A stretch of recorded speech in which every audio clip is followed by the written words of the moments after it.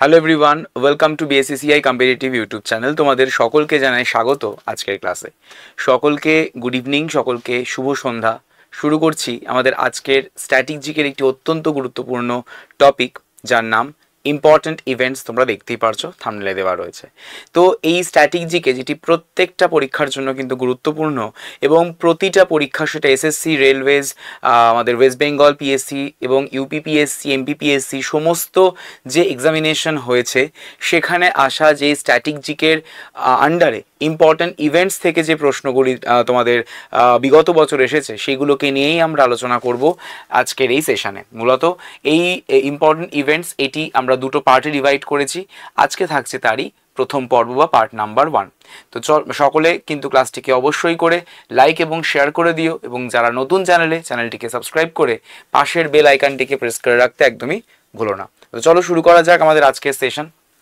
যারা যারা এখনো পর্যন্ত হোয়াটসঅ্যাপ গ্রুপে জয়েন করোনি, জলদি করে হোয়াটসঅ্যাপ গ্রুপে কিন্তু জয়েন করে ফেলো, যেখান থেকে তোমরা প্রত্যেকটা ক্লাসের লিঙ্ক কিন্তু পেয়ে যাবে। চলো আজকের সেশনের প্রথম প্রশ্ন তোমাদের সকলের স্ক্রিনে দেখো। ইম্পর্টেন্ট ইভেন্টসের মধ্যে আমরা কিছু কিছু সেরিমনি পড়বো, কিছু গুরুত্বপূর্ণ ইভেন্টস পড়বো বা আমাদের অনুষ্ঠান। যেমন তার মধ্যে প্রথম প্রশ্নতেই রয়েছে, the beating retreat ceremony is held at which of the following places. মানে বিটিং রিট্রিট অনুষ্ঠানটি নিম্নলিখিত কোন স্থানে অনুষ্ঠিত হয়? চাঁদনি চক থাকছে, আমাদের এখানে কনট প্লেস থাকছে, বিজয় চক এবং থাকছে ইন্ডিয়া গেট। প্রশ্নে বলা হয়েছে, the beating retreat ceremony is held at which of the following places. Chandni Chowk থাকছে, কনট প্লেস থাকছে, বিজয় চক এবং থাকছে ইন্ডিয়া গেট। কি হতে পারে আনসার? সকলে আনসার করবে জলদি করে কমেন্ট সেকশনে, বলো।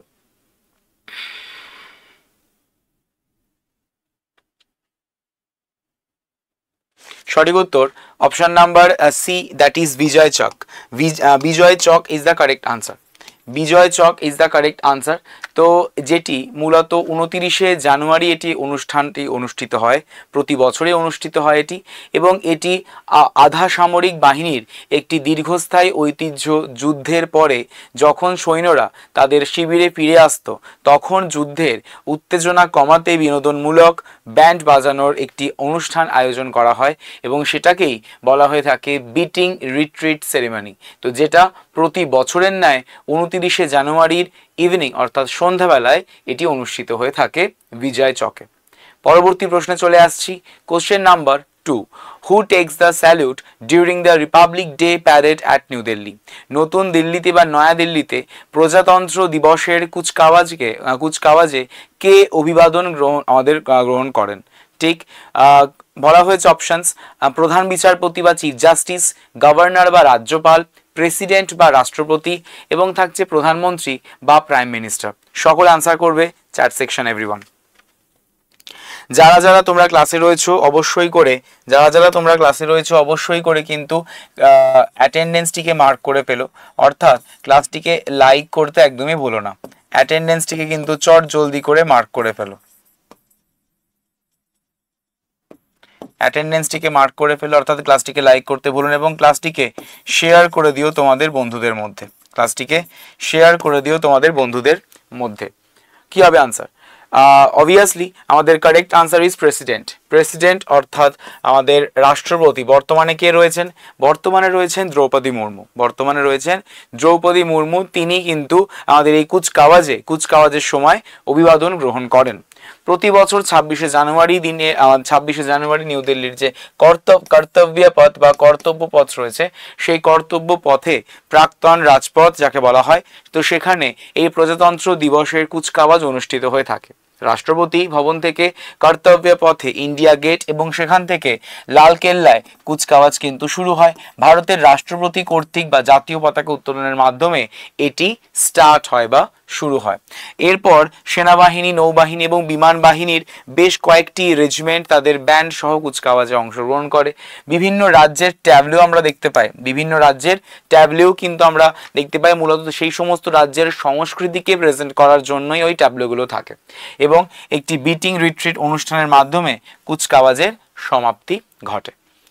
Next প্রশ্ন, question number 3. The Rajpath was decided to be the permanent venue for the Republic Day parade from which of the following years onward?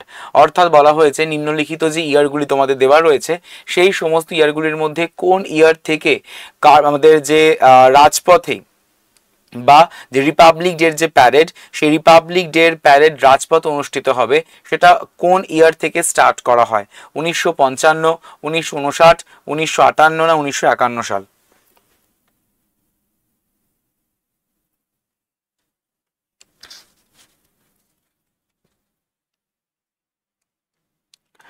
সঠিক উত্তর option number A, that is 1955, 1955 সাল থেকে এটি স্টার্ট হয়। তো 1950 থেকে 1954 সালের মধ্যে যথাক্রমে আমাদের আরউইন অ্যাম্ফিথিয়েটার, কিংসফে, লালকেল্লা এবং রামলীলার ময়দানে প্রথম 4টি আমাদের প্রজাতন্ত্র দিবসের কুচকাওয়াজ অনুষ্ঠিত হয়েছিল এবং প্রথম প্রজাতন্ত্র দিবসের কুচকাওয়াজের প্রধান অতিথি হিসেবে ছিলেন ইন্দোনেশিয়ার রাষ্ট্রপতি অর্থাৎ সুকর্ণ। এটা কিন্তু খুবই গুরুত্বপূর্ণ একটি ইনফরমেশন, ঠিক আছে? যদি তোমাদের জিজ্ঞাসা করা হয় তাকে যে প্রথম প্রজাতন্ত্র দিবসের কুচকাওয়াজের আমাদের চিফ গেস্ট বা প্রধান অতিথি কে ছিলেন ইন্দোনেশিয়ার রাষ্ট্রপতি অর্থাৎ সুকর্ণ। 2016 সালের অর্থাৎ 67 যে প্রজাতন্ত্র দিবস, সেখানে ভারতের প্রজাতন্ত্র দিবসের কুচকাওয়াজের অংশগ্রহণকারী প্রথম বিদেশি সেনাবাহিনী ছিল কে? ফরাসি সেনাবাহিনী বা ফ্রেঞ্চ আর্মি, ঠিক। নেক্সট প্রশ্ন, কোশ্চেন নাম্বার 4.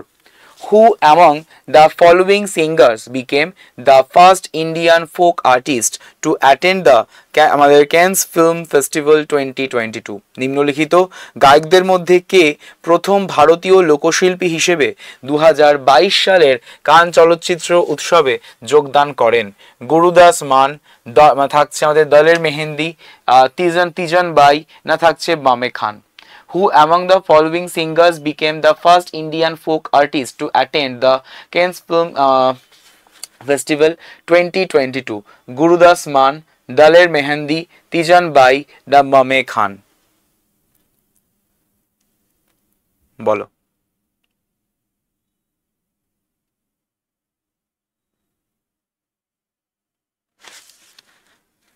সঠিক উত্তর option number D is the correct answer. Option number D is the correct answer, অর্থাৎ Mame Khan. Mame Khan is the correct answer of this question. তো যদি আমরা মামে খানের কথা বলি, তিনি একজন ভারতীয় রাজস্থানী লোকশিল্পী। তিনি একজন ভারতীয় রাজস্থানী লোকশিল্পী, যিনি তার সুফি এবং লোকসঙ্গীত পরিবেশনের জন্য কিন্তু অবশ্যই করে ফেমাস বা বিখ্যাত। যদি কান চলচ্চিত্র উৎসবের কথা বলা হয় বা কান উৎসব, তাহলে সেই কান উৎসব বা কান চলচ্চিত্র যেটি ফ্রান্সের কানেতে প্রতি বছর কিন্তু অনুষ্ঠিত হয়ে থাকে এবং যেটি প্রথম অনুষ্ঠিত হয় 1946 সালে। ফার্স্ট যেটা আমাদের অনুষ্ঠিত হয় কবে? প্রথম অনুষ্ঠিত হয় 1946 সালে। প্রথম অনুষ্ঠিত হয় 1946 সালে এবং এই যে ফেস্টিভ্যাল বা এই যে উৎসবটি চলচ্চিত্রের শিল্প এবং প্রভাব সম্পর্কে আগ্রহীদের জন্য একটি মিলন মেলার প্রদানের জন্য এসেছিলেন। পরবর্তী প্রশ্ন, question number 5.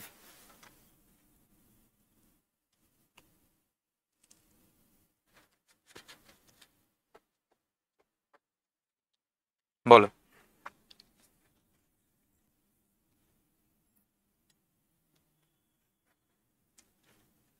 What was the theme of the Independence Day? What was the theme of the Independence Day in the year of 2015? 2015 সালে ভারতের স্বাধীনতা দিবসের থিম কি ছিল?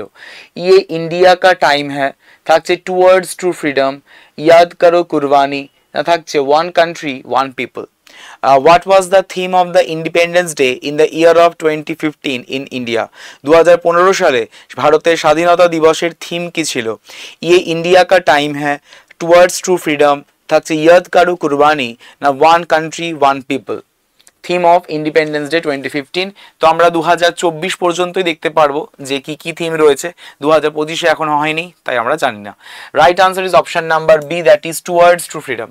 Towards true freedom is the correct answer. যদি আমরা 2020-র কথা বলি, যেখানে আত্মনির্ভর ভারতকে মানে আত্মনির্ভর ভারত মেন থিমে ছিল। 2019-এ কি ছিল? 19-এ ছিল আমাদের সৈন্যদের সমর্থন করুন, আমাদের সৈন্যদের অভিবাদন করুন। 2021, 22 এবং 23 এই 3 বছর এই সেম ছিল, সেম ছিল, দ্যাট ইজ জাতি প্রথমে সর্বদা প্রথমে। আর 2024 সালে 2024 অর্থাৎ লাস্ট ইয়ার রাখা হয়েছিল থিম, দ্যাট ইজ বিকশিত ভারত। খুব গুরুত্বপূর্ণ কিন্তু 2024-এর থিমটি, 2024-এর থিমটি গুরুত্বপূর্ণ, দ্যাট ইজ বিকশিত ভারত। ঠিক আছে, পরবর্তী প্রশ্ন, question number 6, Rainy village in Garhwal was known for what environmental movement in 1970? 1970 সালের গারওয়ালের রেনি গ্রাম কোন পরিবেশ আন্দোলনের জন্য পরিচিত ছিল? Silent valley, save silent valley movement, Chipko movement, জঙ্গল বাঁচাও আন্দোলন, না এপিকো মুভমেন্ট? 1970 সালে গারওয়ালের রেনি গ্রাম কোন পরিবেশ আন্দোলনের জন্য পরিচিত ছিল? Silent valley movement, Chipko movement, জঙ্গল বাঁচাও মুভমেন্ট এবং থাকছে আমাদের এপিকো মুভমেন্ট।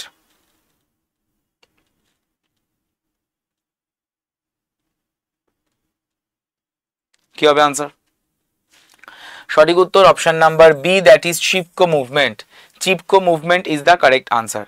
সুন্দরলাল বহুগুণা, আমরা সকলেই তাকে জানি, এই সুন্দরলাল বহুগুণা যিনি এই আন্দোলনকে একটি সঠিক দিক নির্দেশনা কিন্তু করেছিলেন বা দিয়েছিলেন।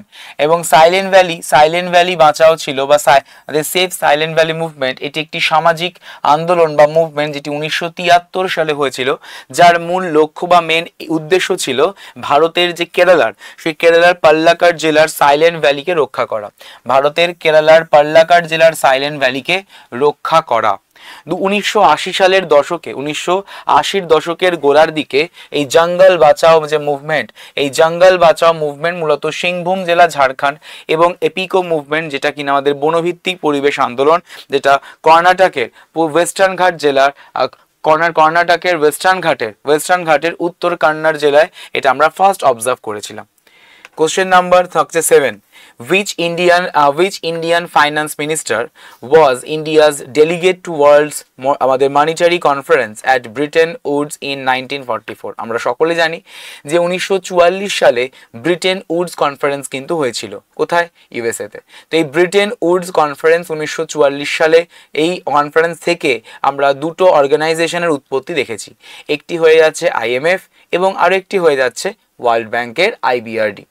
ঠিক আছে, তো যেটা আমার 1944 সালে উৎপত্তি হলেও 1945 সাল থেকে তাদের কার্যকারিতা স্টার্ট হয়।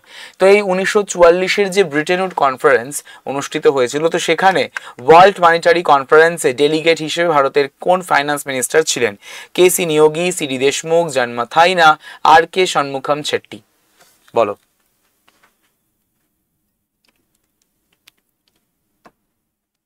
সঠিক উত্তর option number D, that is R.K. Shanmugam Chetty. R.K. Shanmugam Chetty is the correct answer of this question. তো তিনি ছিলেন একজন ভারতীয় আইনজীবী, অর্থনীতিবিদ এবং রাজনীতিবিদ। তিনি ছিলেন একজন ভারতীয় আইনজীবী, অর্থনীতিবিদ এবং রাজনীতিবিদ, যিনি 1947 সাল 1947 থেকে 1948 সাল পর্যন্ত স্বাধীন ভারতের প্রথম অর্থমন্ত্রী হিসেবে দায়িত্ব পালন করেছিলেন। ওকে, দায়িত্ব পালন করেছিলেন। তাহলে R.K. Shanmugam Chetty তিনি ছিলেন একজন ভারতীয় আইনজীবী, অর্থনীতিবিদ এবং রাজনীতিবিদ। তো 1947 থেকে 48 মাত্র এক বছরের জন্য তিনি স্বাধীন ভারতের প্রথম অর্থমন্ত্রী হিসেবে ছিলেন। Question number 8, in which year the post of national security adviser created in India? 2000, 1998, 2003 না 1999? ইন হুইচ ইয়ার ভারতের জাতীয় নিরাপত্তা উপদেষ্টা পদটি কোন সালে তৈরি করা হয়েছিল? 2000 সালে, 1998 সালে, 2003 না 1999 সালে? বলো। ভারতের জাতীয় নিরাপত্তা উপদেষ্টা পদটি কোন সালে তৈরি করা হয়েছিল? 2000 সালে, 1998 সালে, 2003 না 1999 সালে?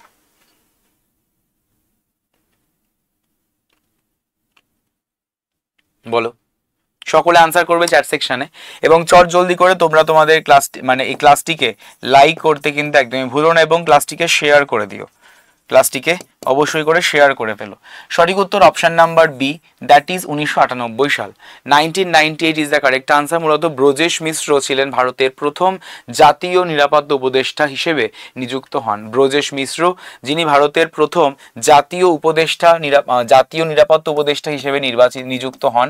এবং অজিত কুমার ডোভাল ভারতের বর্তমান জাতীয় নিরাপত্তা উপদেষ্টা তিনি ছিলেন। অজিত কুমার ডোভাল ভারতের বর্তমান জাতীয় নিরাপত্তা উপদেষ্টা হিসেবে কিন্তু তিনি ছিলেন। Question number 9, in which year was the first meeting of the national integration council held? জাতীয় সংহতি পরিষদের প্রথম সভা কোন সালে অনুষ্ঠিত হয়? জাতীয় সংহতি পরিষদের প্রথম সভা কোন সালে অনুষ্ঠিত হয়? 1955, 1962, 1951 না 1965?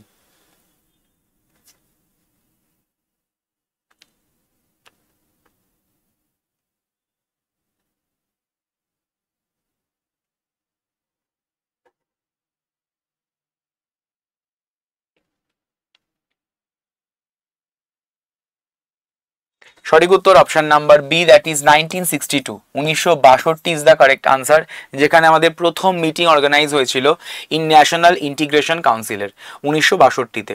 তাহলে এই যে 1962-তে যে ন্যাশনাল ইন্টিগ্রেশন কাউন্সিল বা জাতীয় সংহতি পরিষদ, যেটি ভারতের প্রবীণ রাজনীতিবিদ এবং জনসাধারণের একটি দল, যারা মূলত সাম্প্রদায়িকতা, বর্ণবাদ এবং আঞ্চলিকতার সমস্যাগুলির সমাধানের উপায় খুঁজেছেন। ঠিক আছে, তো সেই সংস্থাটার নামই হলো জাতীয় সংহতি পরিষদ বা ন্যাশনাল ইন্টিগ্রেশন কাউন্সিল। নেক্সট প্রশ্ন, question number 10, in which of the following years was the national food security act enacted in India? নিম্নলিখিত কোন বছরে ভারতে জাতীয় খাদ্য নিরাপত্তা আইন প্রণীত হয়েছিল? 2013, 2009, 2012, 2011? কত সালে আমাদের ন্যাশনাল ফুড সিকিউরিটি অ্যাক্ট এটা এনাক্ট হয়েছিল আমাদের ভারতবর্ষে? 2013, 2009, 2012 না 2011?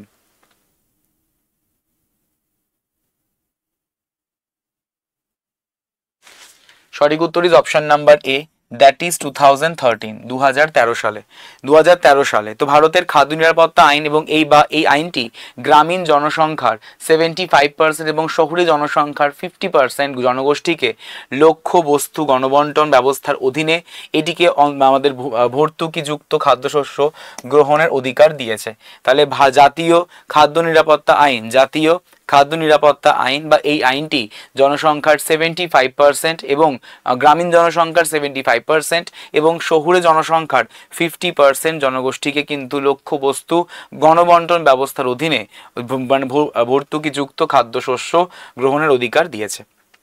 পরবর্তী question number 11, in which year was Ramlila inscribed on the UNESCO representative list of the intangible cultural heritage of humanity? Ramlila কোন সালে ইউনেস্কো অধরা সাংস্কৃতিক ঐতিহ্যের মানবতার প্রতিনিধিত্বমূলক তালিকায় অন্তর্ভুক্ত হয়েছিল? 2010, 2008, 2006 না 2012 সালে?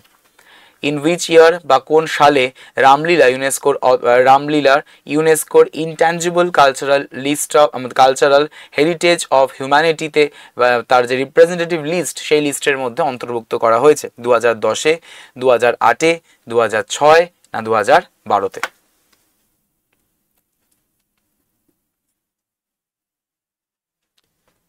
সকলে আনসার করবে কমেন্ট সেকশনে বা চ্যাট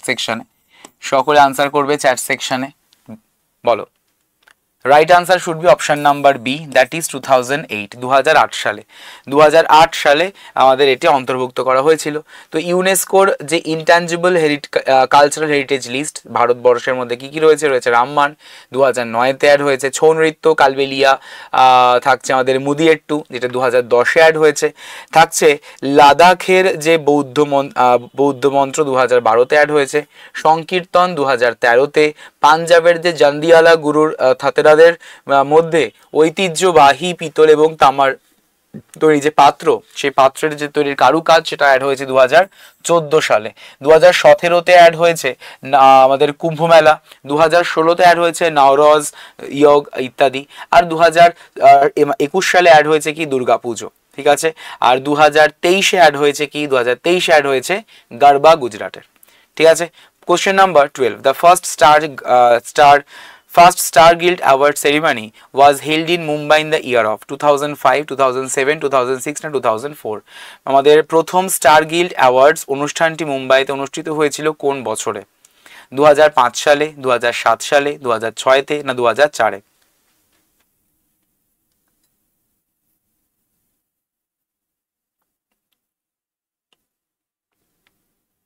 কি হবে অ্যান্সার? প্রথম যে স্টার গিল্ড অ্যাওয়ার্ড এটা অনুষ্ঠিত হয়েছিল 2004 সালে, 2004-এ।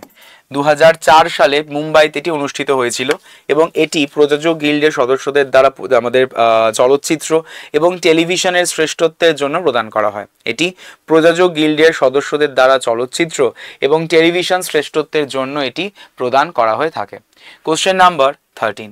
The first Indian satellite Aryabhata বা আর্যভট্ট লঞ্চ করা হয়েছে 19 এপ্রিলের কত তারিখে, কত সালে?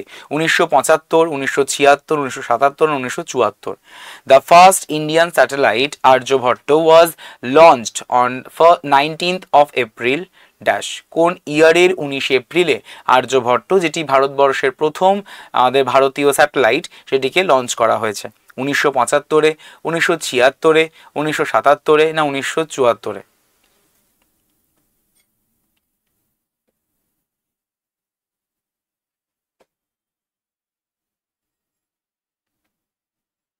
সকল আনসার করবে এবং যারা যারা এখনো পর্যন্ত ক্লাসটিকে লাইক শেয়ার করনি তো চট জলদি করে ক্লাসটিকে লাইক এবং শেয়ার করতে কিন্তু একদমই ভুলো না। যারা নতুন চ্যানেলে জয়েন করেছো চ্যানেলটিকে সাবস্ক্রাইব করে পাশের বেল আইকনটিকে প্রেস করে রাখতে ভুলো না আপকামিং ক্লাসের নোটিফিকেশনসগুলিকে অন টাইমে পাওয়ার জন্য।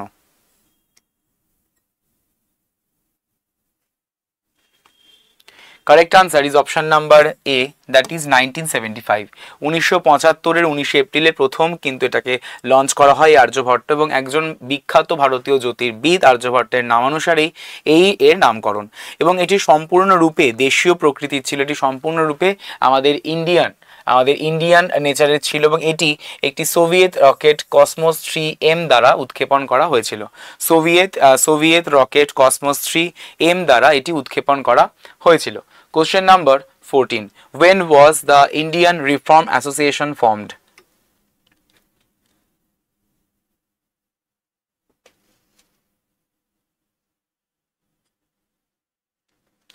আমাদের ভারতীয় সংস্কার সমিতি কবে গঠিত হয়? 1885 সালে, 1870-এ, 1860-এ না 1865 সালে? ইন্ডিয়ান রিফর্ম অ্যাসোসিয়েশন ফর্মড হয়েছে কত সালে? 85, 70, 60 না 65?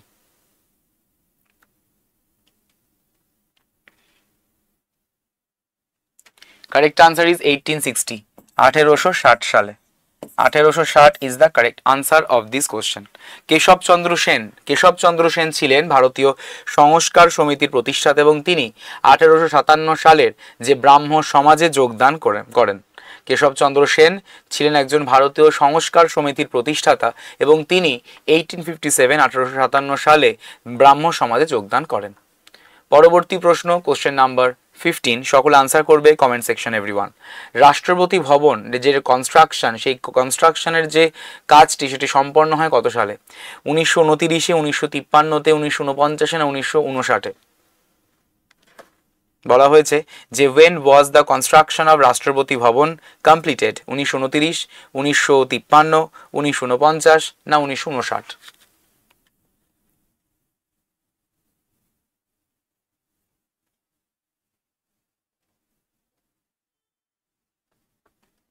বলো।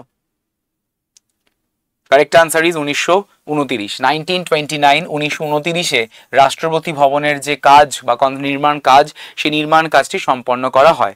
তো ভারতের রাষ্ট্রপতি সরকার ভবন এবং এটি ডিজাইনটা কার করা ছিল? এটি ডিজাইন করা ছিল এডউইন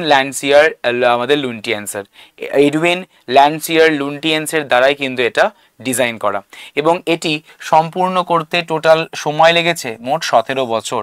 টোটাল 17 বছর 17 ইয়ার্স কিন্তু টাইম লেগেছে এটি ফিনিশ করতে বা কমপ্লিট করতে। Question number 16, the first regional rural bank অর্থাৎ আরআরবি এস্টাবলিশ হয়েছে ভারতবর্ষে কত সালে? প্রথম আরআরবি এস্টাবলিশড হয়েছে কত সালে? ফার্স্ট আরআরবি এস্টাবলিশড হয়েছে কত সালে? ঠিক যেটি এস্টাবলিশ হয়েছে কোথায়, যেটা এস্টাবলিশড হয়েছে উত্তরপ্রদেশে। উত্তরপ্রদেশের কোথায়? উত্তরপ্রদেশের মুরাদাবাদে।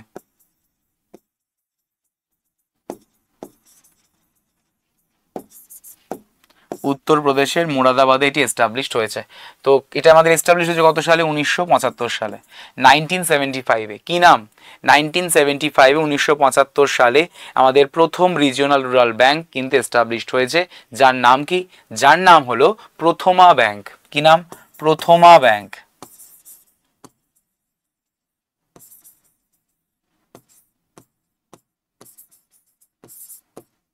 প্রথমা ব্যাংক, ঠিক আছে। এবং এটি এস্টাবলিশড হয়েছে আমাদের এবং এর পরেই অর্থাৎ 1976 সালে আরআরবি অ্যাক্ট পাবলিশড হয় 1976-এ, ঠিক আছে। পরবর্তী প্রশ্ন, আমাদের পশ্চিমবঙ্গের মোট কতগুলি আরআরবি রয়েছে?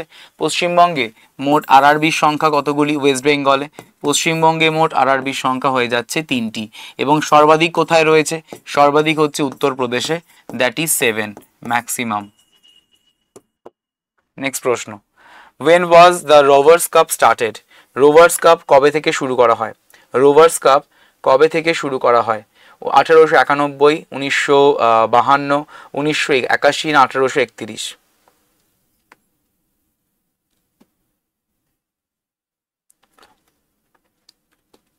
When was the Rovers Cup started? 1891, 1952, 1981 না 1931?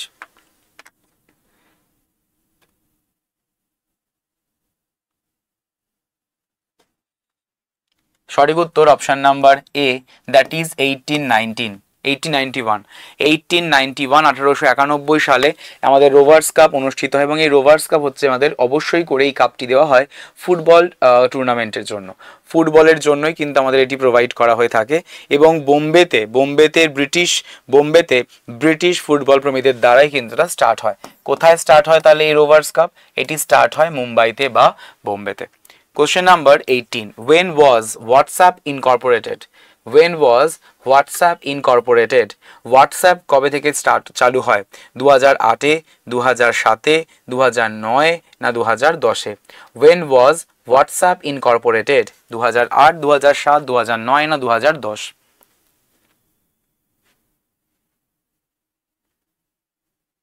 বলো।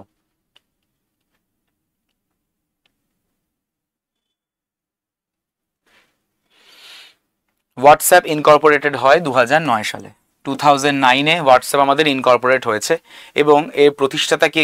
এই হোয়াটসঅ্যাপের প্রতিষ্ঠাতা হচ্ছেন অবশ্যই করে ব্রায়ান অ্যাক্টন এবং থাকছে জ্যান কোম। তাহলে হোয়াটসঅ্যাপের প্রতিষ্ঠাতা কারা? হোয়াটসঅ্যাপের প্রতিষ্ঠাতা মূলত দুজন, একজন হচ্ছে আমাদের ব্রায়ান অ্যাক্টন এবং আরেকজন হয়ে যাচ্ছে আমাদের জ্যান কোম।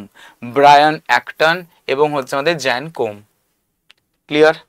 তো আশা করি সকলের ক্লিয়ার হয়েছে, সকলে বুঝতে পেরেছো। তো তোমরা যারা এখনো পর্যন্ত আমাদের হোয়াটসঅ্যাপ গ্রুপে জয়েন করোনি, যার লিঙ্ক তোমাদের ক্লাসের ডেসক্রিপশনে এবং ফার্স্ট কমেন্টে কিন্তু দেওয়া রয়েছে, সেই লিঙ্কের থ্রুতে তোমরা অবশ্যই করে আমাদের হোয়াটসঅ্যাপ গ্রুপে জয়েন করে ফেলো, যেখান থেকে তোমরা প্রতিটা ক্লাসে নোটিফিকেশানস পেয়ে যাবে, প্রতিটা মক টেস্টের লিঙ্কও কিন্তু পেয়ে যাবে, এবং সেই মক টেস্টগুলো তোমরা ইজিলি তোমরা ফ্রিতে দিতে পারবে, ঠিক আছে। আর যারা এই ক্লাসটির আমাদের পিডিএফ পেতে চাইছো একদম উইথ অ্যানোটেশন, তো সেই পিডিএফটিকে ডাউনলোড করার জন্য ডাউনলোড করে নেও আগে BSSEI কম্পিটিটিভ এই অ্যাপটিকে, যেই অ্যাপের মধ্যে থেকে তোমরা ফ্রি পিডিএফস পেয়ে যাবে, ফ্রি ম্যাগাজিনস পেয়ে যাবে, ঠিক আছে, এবং অবশ্যই করে ফ্রি ব্যাচ তো পাবে, ঠিক আছে। তো মানে এই ফ্রি ব্যাচের মধ্যে বা এই ফ্রি কোর্সের মধ্যে তোমাদের এই ফ্রি ব্যাচগুলো অ্যাক্টিভ হয়ে যায়, এবং সেখানেই তোমরা কিন্তু ব্যাচের সমস্ত পিডিএফসগুলোকে পেয়ে যাও, সমস্ত পিডিএফসগুলোকে কিন্তু ওখান থেকে তোমরা পেয়ে যেতে পারো, ঠিক আছে। আর যারা daily weekly monthly current affairs পেতে চাইছো, তো আবার এমসিকিউস ফরম্যাট এবং পিডিএফ ফরম্যাটে, তো জলদি করে তোমরা ভিজিট করে ফেলো blog.bssei.in এই ওয়েবসাইটে, এবং যে কোনো রকমের আপডেট পেতে চাইলেও সেটা কম্পিটিটিভ এক্সামিনেশনস হোক বা যে কোনো জব রিলেটেড আপডেট হোক না কেন, সমস্ত কিছুর আপডেশনের জন্য তোমরা কিন্তু ভিজিট করতে পারো এই blog.bssei.in এই ওয়েবসাইটে। তাহলে তোমাদের সঙ্গে আমার আবারও কিন্তু দেখা হচ্ছে পরবর্তী ক্লাসে। সকলে ভালো থেকো। Thank you so much everyone. Have a great day and good night. Thank you everyone.